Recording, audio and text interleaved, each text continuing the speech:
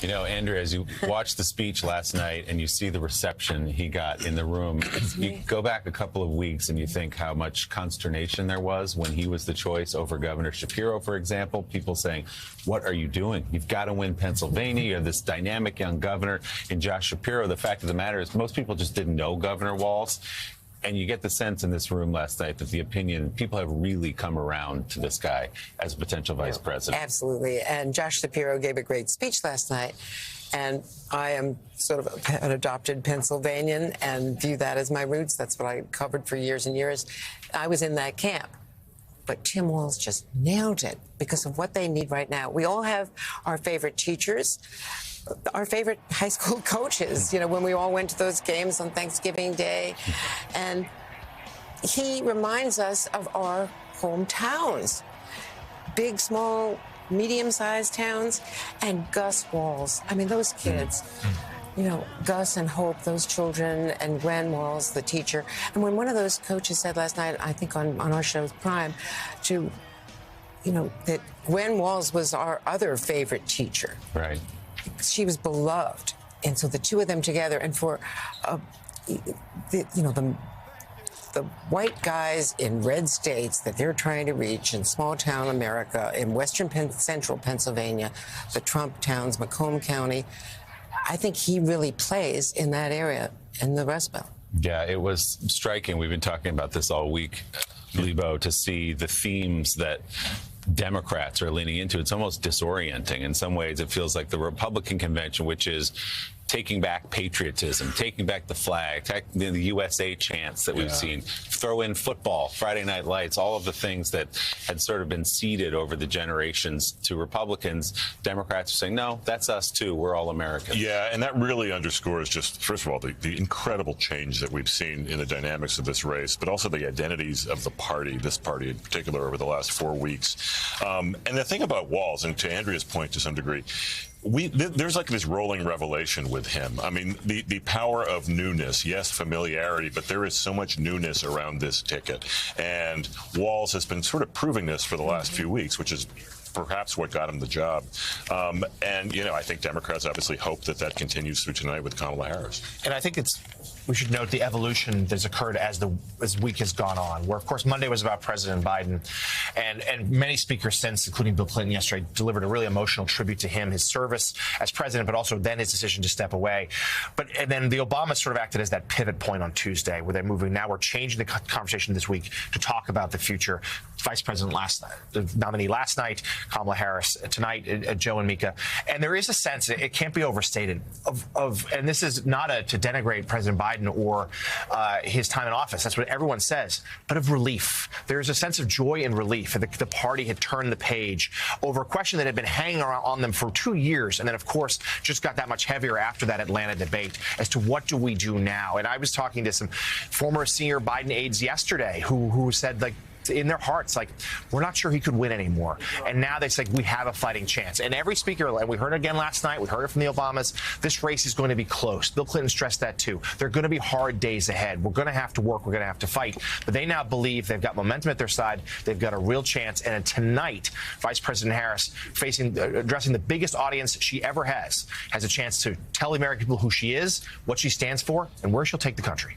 And as she does this, Stephanie, this is a tale of two campaigns. You have the Democratic campaign hitting on all cylinders right now in a way nobody expected a couple of weeks ago, let alone a month ago. And let me read from you the Washington Post this morning. Trump attacks U.S. economic data, baselessly alleging an electoral scheme. The Republican nominee also acknowledges that he's having difficulty staying focused on policy issues and informally polled his crowd in North Carolina on whether they preferred personal attacks against Kamala Harris. Republican presidential nominee Donald Trump introduced a new premise for doubting the election results in advance on Wednesday, turning routine professional revisions of government economic statistics into a baseless allegation of political manipulation. Trump portrayed revised job creation numbers at the Bureau of Labor Statistics released on Wednesday as an accidental disclosure. Without presenting any evidence, he accused Biden-Harris of manipulating job statistics to rig the 2024 election. It is remarkable how unmoored he is, even by his own standards out there, admitting he can't stay focused on economic issues, admitting he can't stay focused on political issues. He just wants to attack. He's all over the map, and it's just about Donald, Donald, Donald. I was at the RNC last month, and it wasn't like a showcase of the best of the party. You didn't have former presidents up there. You didn't have a cadre of the next generation of Republicans. It was an homage to praising Donald Trump. They celebrated like it was the inauguration. And think about the difference we've seen in the last 4 days. This hasn't just been about Kamala Harris and introducing Tim Walz.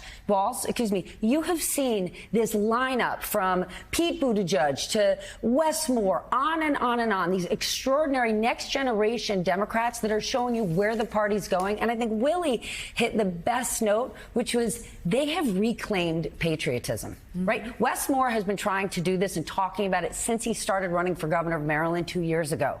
But think about the amount of flags and stars and stripes we've seen over the last few days. If the volume was down on your TV and you were squinting, you might think you were watching the RNC. And this is so rattling for Donald Trump. And just to hear them over and over, you don't hear them saying my fellow Democrats. They're saying my fellow Americans, right? To talk about your neighbor. You saw Bill Clinton and Barack Obama talk about extend that olive branch, show more grace, the opposite of what Republicans are doing right now. So while Republicans are saying these are dark, dark times, Democrats seem to be turning on the lights and saying, everybody come on in. Well, it is. I mean, Democrats are turning a page from Reagan's optimism, talking about how great America is. The possibility. The possibility of America. You look at the economy, again, relative to the rest of the world, stronger than anybody else. Militarily, relative to the rest of the world, stronger than any time since 1945, culturally stronger than ever before. I mean, in every single way, this country is doing exceptionally well. And you have Donald Trump calling America a failing country. You have Donald Trump calling America a stupid country. You have Donald Trump saying America is in decline. There is no data that comes close to suggesting that.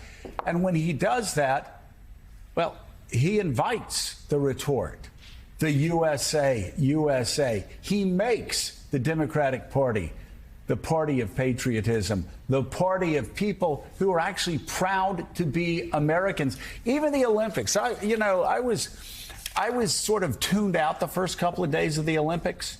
We were away, and I wasn't looking social media. I wasn't looking at news. And like 3 or 4 days later, I went back on Twitter. I was like, oh, conservatives hate the Olympics. Why do they hate the Olympics? And then I go, oh, because the French were being French, right? So the rest of America... Because they misunderstood the opening ceremonies, because they didn't actually pay attention right. to it. And it's much better for them to be outraged all the time at everything. Agreed. So America cheers for Team America, and you have the aggrieved Trump party attacking the Olympics. And it's just... That's the story of our political time right now. You mentioned Reagan. What would be a brilliant move by the Democrats, and they've been, from a marketing point of view, they've been on point. Do a updated Morning in America. Because basically the statistics that you would use for today for Democrats blow away Reagan's 1984 Morning in America. Cut that commercial. It's Morning in America, but do it for the Democrats, and that would be the ultimate finger to Republicans. Yeah. Willie, again, you look at the optimism from the Democratic Party. As a former Republican, it's not something that I'm used to. I'm used to Democrats wringing their hands, not exactly sure, knowing how assertive to be on policy issues. When I was saying before, Tim Miller, joking to Tim, that if anybody broke out in a chant of USA, USA, everybody would look over their shoulder. What?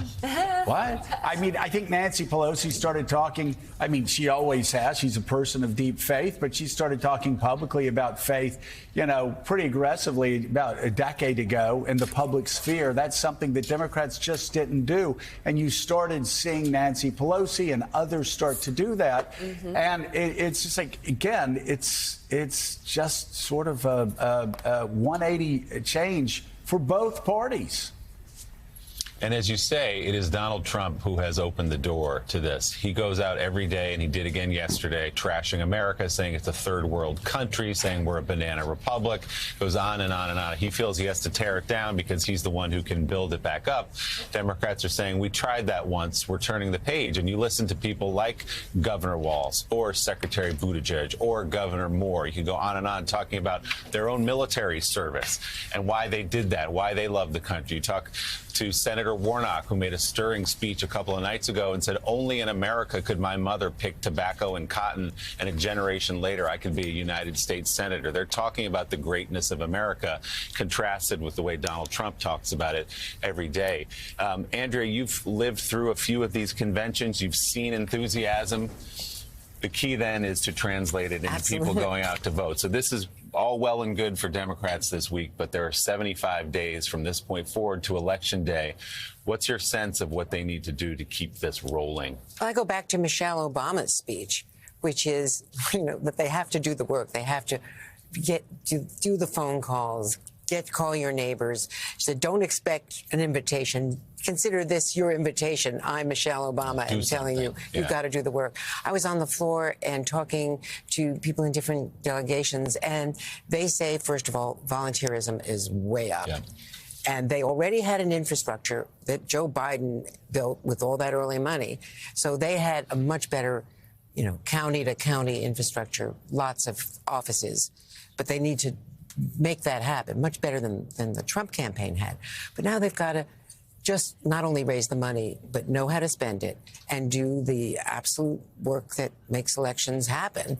And they have to figure out which counties they have to do it in, and they know the battlegrounds. Both campaigns obviously know the battlegrounds. What I've been really struck by, especially last night with Tim Walz, and the other night when they did that split screen with Milwaukee, filling that arena, and of course the convention hall here, they just hit their marks.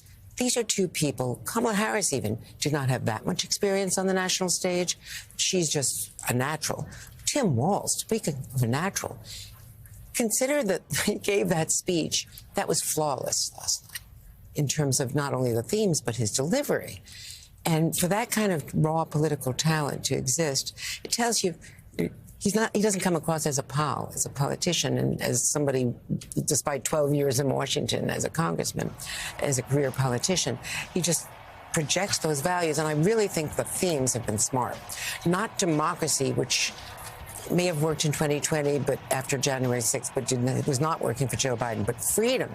Freedom reaches out to libertarians, to independents. Freedom to make your own decisions and not have big government interfering with you. I mean, that is thematically smart. Yeah, and that's an argument President Clinton also made last night, saying, let's reach out. Something he did, of course, coming from Arkansas in a southern state, something he did when he ran for president. Let's reach out to people outside of our party. Let's grow what he did, this thing. According to friends who were with him his weekend, he rewrote that starting Monday by hand, the yellow legal pad. Yes. I mean, that was Bill Clinton. But for him, it worked, and he went too long. Tim Walz was under time, which was great for them. They've been going over all week. But he was Bill Clinton, and there's a nostalgia, and he's also a bridge back to Joe Biden for those who were, and was perhaps even writing it as he went along last night as well, adding in some flourishes.